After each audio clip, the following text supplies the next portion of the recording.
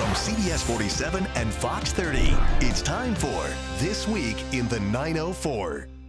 Welcome to This Week in the 904. I'm your host, Emily Turner. This is a community affairs show, and it'll focus on politics, public policy, and the issues that affect our local communities. And joining us today is Jacksonville City Council member at large, Terrance Freeman. Thank you so much for joining us. Thank you, Emily, for having me. We have, well, why don't we start with this? Who are you, and what do people need to know about who you are? Well, one, Terrance Freeman, City Council member at large. Just have the pleasure and honor of representing our whole city. Amazing wife, Rachel, 5 beautiful kids, my Evie, Taryn, Trisha, Lindy, and now we have a little 2-year-old, TJ. And I always just like to refer to myself as a coach. I was fortunate enough to play professional baseball, and baseball just opened up so many doors and avenues for me, and it also equipped me with so many skills and life lessons that I was able to take on from the field, off of the field. And I still coach today with FCA, and I work over at Miller Electric and have the pleasure of meeting people where they're at and just saying, hey, did you know there's a job that leads to a career in the trades? So I get to wake up every day and walk in purpose, either helping people break the cycles of generational poverty through jobs that lead to careers, or going out on a baseball field and encouraging young men, little 9-year-olds this season, how to push through adversity, or the camp that we host every year, just saying, hey, listen, there are people who love you. We're not just gonna show up one day out of the year to coach you. I'm here every day, and here's my number. Let me know how I can help. What made you decide that you wanted to go into politics? Yeah, I really thought I was going into helping kids. I was an educator for 14 years, and I was a principal over at a Christian school, Eaglesview Academy on the west side, and saw really 2 occurrences happen in our city that changed, it rocked my world. As a young father, seeing the young 8-year-old out east who lost her life tragically while reading her bedtime stories, and it just made me think of my daughters, doing their Bible study before they go to sleep. And then there was a little 15-year-old young man at Grant Park that was standing outside of a pool, and an altercation happened outside of him, I would imagine. I wasn't there, but he lost his life. And I said, I want to make a difference. I know that playing sports has really given me a platform and a voice that I'll go in and out of any community and be able to just bring that bat, that ball, that basketball, whatever it is, earn their trust, and then instill some life lessons in there. And they told me that affecting policy is the best way to help kids. So if you really want to help kids, you should entertain going in this path. And so I was fortunate enough to be appointed by Senator Scott Now, he was governor then, to represent District 10, which was an amazing opportunity.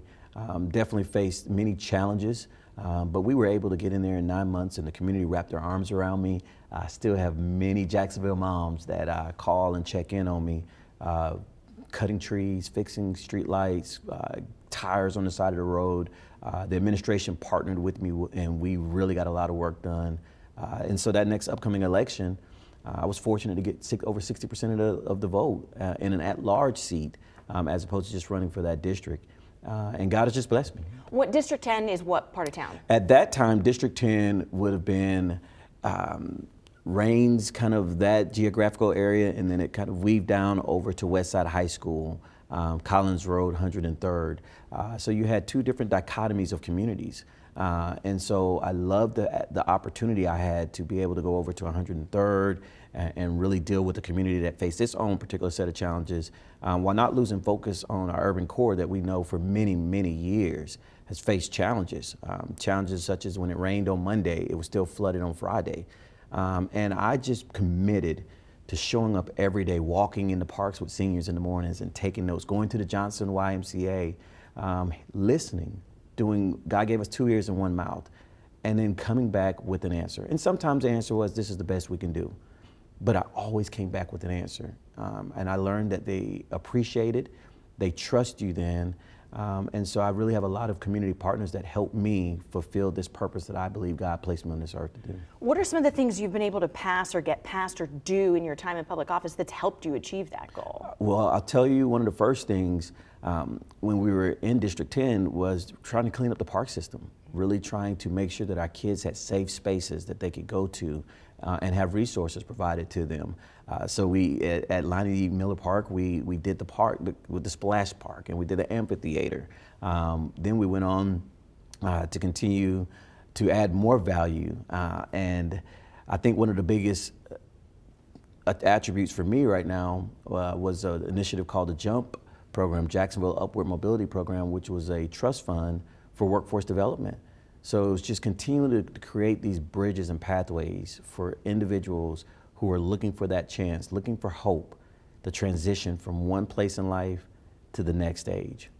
And then what's the next future thing you've got on the horizon for that? You know, I wake up every day and I just pray for opportunities to serve.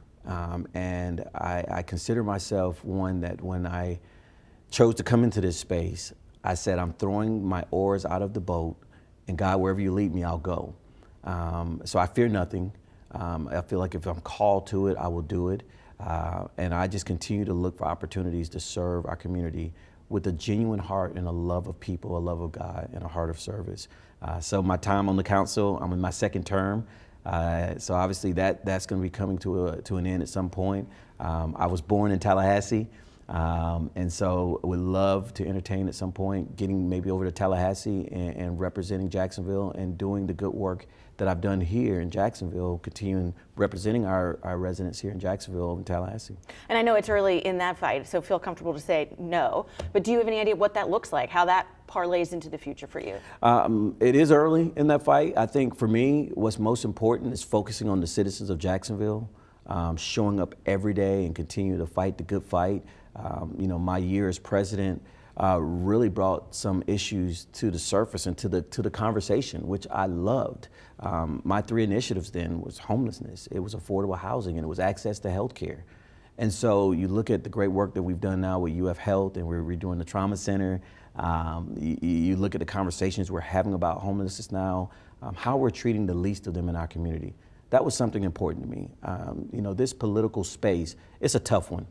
You got to have thick skin when you're in it. And playing professional baseball, I would always share, like, I played in front of 30,000 people, and they were all booing, but that didn't mean that I couldn't get in that batter's box and give it my best effort. And so I've learned in this space, you have to have that same type of thick skin.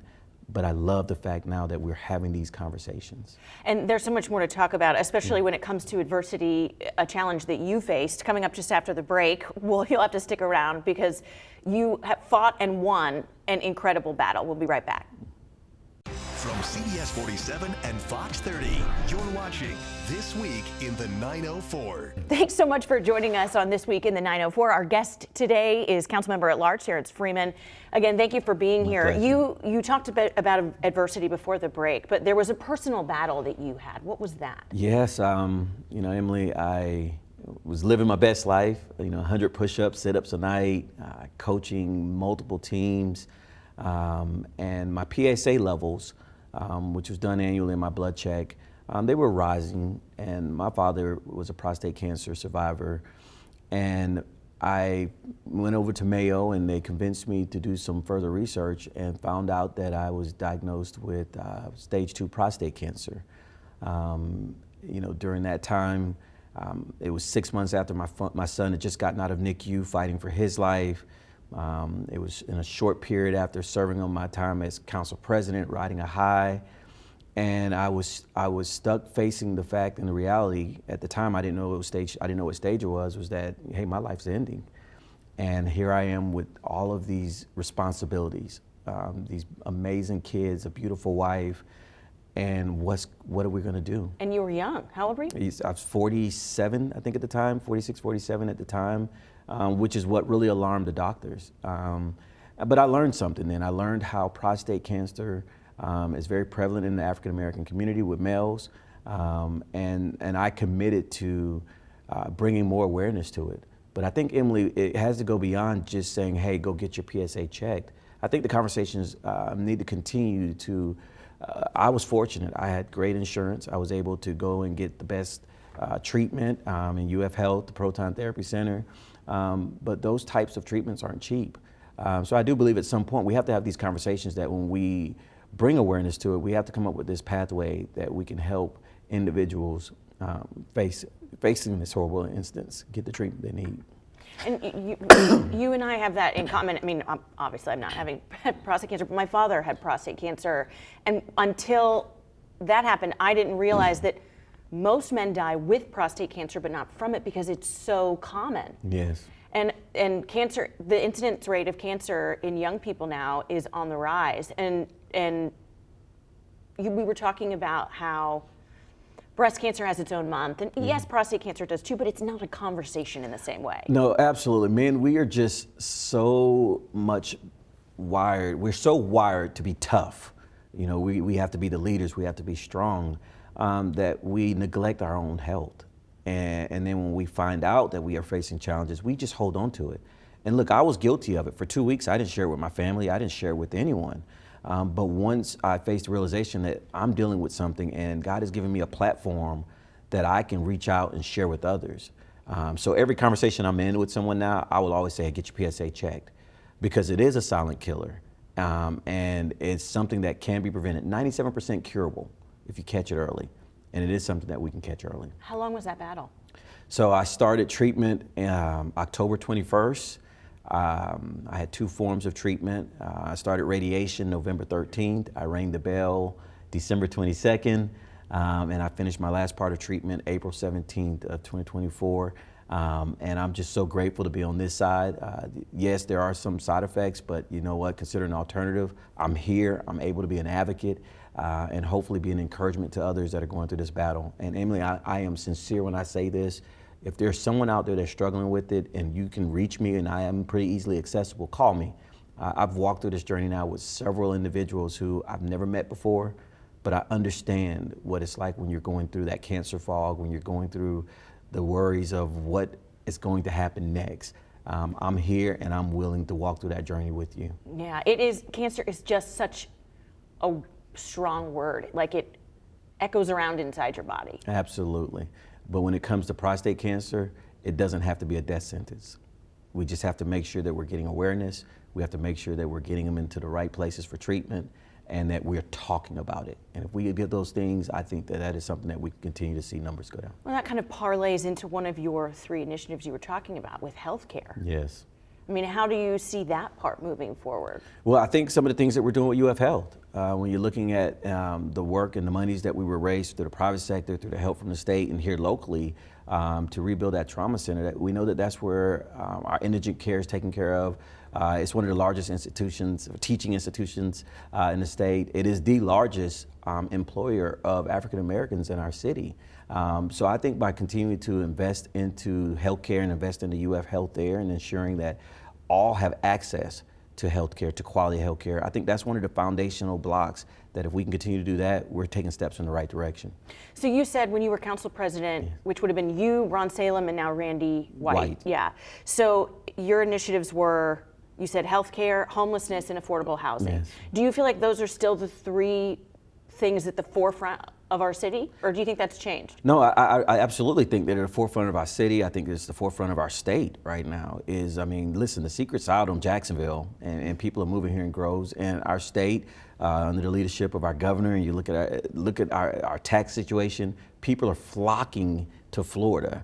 And so we do have a housing crisis. But I am of the mindset that, yes, a rising tide lifts all boats, but I never forget where the tide is the lowest. And so I really think that it is important for us to continue to focus on smart growth, to focus on affordable housing, because we think of our first responders, our teachers, our barber, folks that are valuable members to our community and to our society, but yet they're getting priced out of the housing market. Yeah, and you talk about law enforcement, and I know you just have an initiative that is set to go before council. So we'll talk about that in just a second. It's important because it represents an important statistic and a big change in Jacksonville. We'll be talking more about that just after the break, so stick around.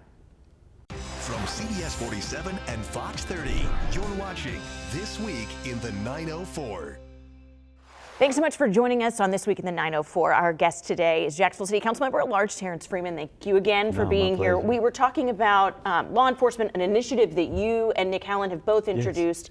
Yes. What is that resolution? So we're honoring Sheriff T.K. Waters and the men and women of JSO for the great work, and the agency partners for the great work they've done this past year. Our murder rate was down 56%. I think we had 59 murders this last year.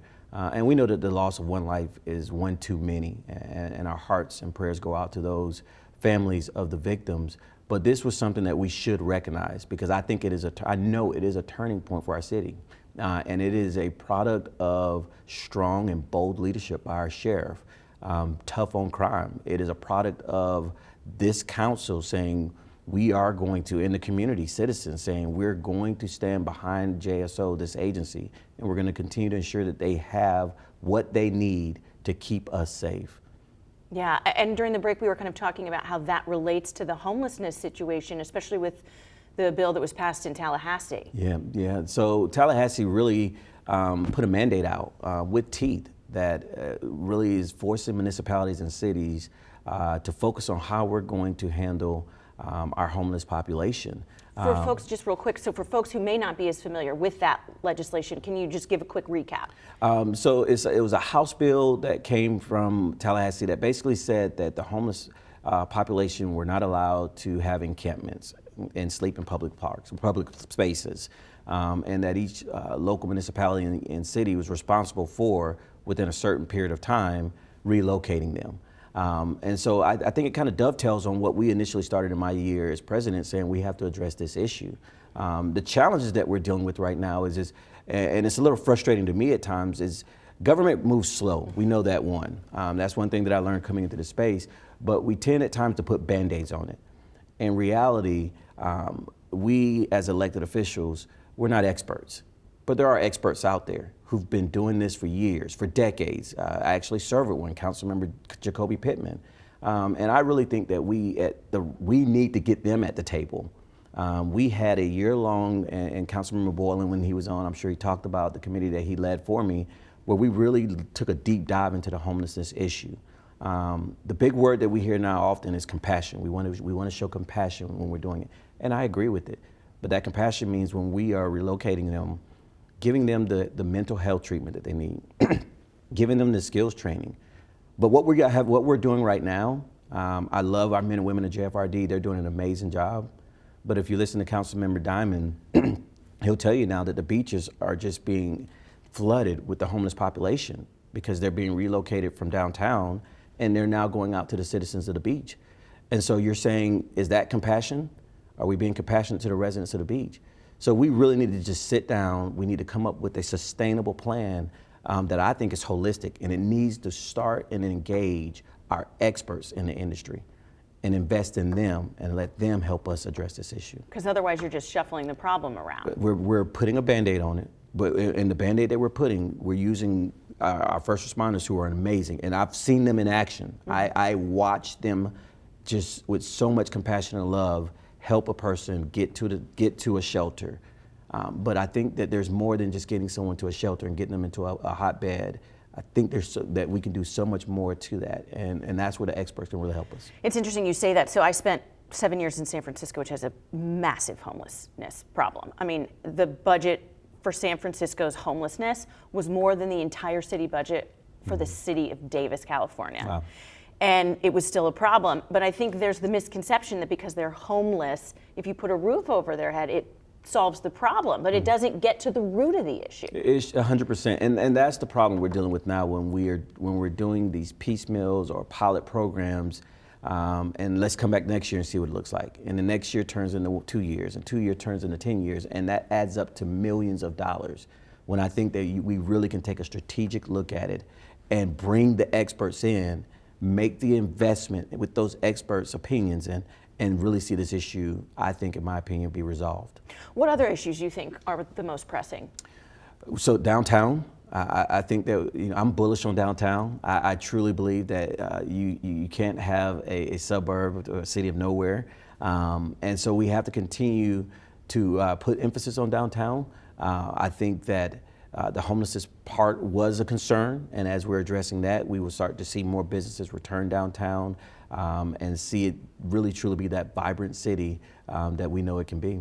Do you think we've turned a corner on downtown? Because for years it's been in the works. Yes, no, I truly believe that we're turning the corner on downtown, and as I walk the streets and I see the development coming, there was always that debate, what comes first, the commercial and the businesses or the residents. And we've learned that we have to have residents downtown. So you have with the with the grad school coming, which I was so proud to lead in that initiative as well, putting that campus downtown. You look at the excitement and the buzz with the Jaguars and the stadium coming downtown. There's just so many different things that are coming in this area that we know it's gonna draw people to our city. And what I've seen happen over the years is once they come and visit, they don't leave. Yeah, it's interesting because so many people I've talked to have come here for a job thinking it's going to be, you know, a step along the way to some other place, and then they end up staying here. There's like this big sucking noise where people just like, and people who leave come back, like me. Right? No, I tell them Jacksonville is the biggest, smallest city you'll ever be in. I mean, the quality of life here is amazing. From our beaches to going out on the west side and in the rural and within a 20-minute drive, you get to experience any type of quality of life that you want. And I think really the last big piece of that puzzle is revitalizing our downtown area and getting that going. And we are taking the steps necessary to do that. And I really think that the Jaguar deal with the development of homes and multifamily units coming into that downtown, into our urban core, we're going to see the capacity of families coming downtown, which is going to bring businesses back downtown, which then I know is going to cause our city to just explode, and I'm really excited about it. Well, nobody would be more excited than to finally see it happen than me. Yes. Well, thank you so much, Councilman Freeman. I appreciate your time. Thank you guys for joining us. I appreciate it. We will be back next week with another episode of This Week in the 904. Please enjoy the rest of your Sunday. Thanks for watching This Week in the 904.